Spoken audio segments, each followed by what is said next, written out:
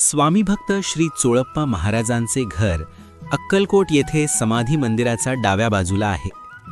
श्री स्वामी समर्थ महाराज अक्कलकोटमध्ये ज्या ठिकाणी वास्तव्य करत असत तेच हे घर आहे, जे आता एक पवित्र स्थान बनले आहे.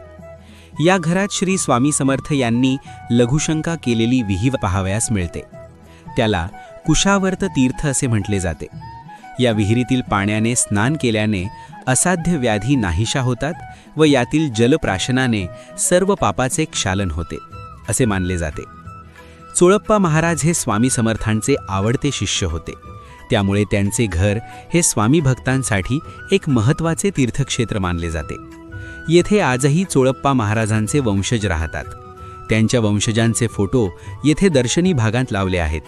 सध्या चोळप्पा महाराजांचे 5वे व 6वे वंशजही अक्कलकोट येथील मूळ समाधी मठात आणि इतर ठिकाणी स्वामी समर्थांची सेवा आणि संबंधित धार्मिक कार्य पुढे नेत आहेत.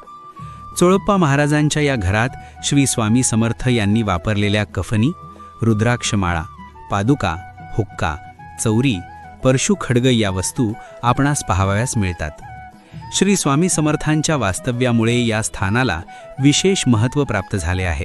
हे ठिकाण स्वामी समर्थांचे एक महत्त्वाचे स्थान आणि भक्तांसाठी श्रद्धास्थान आहे. श्री स्वामी समर्थ. जय जय स्वामी समर्थ. Download ShareChat.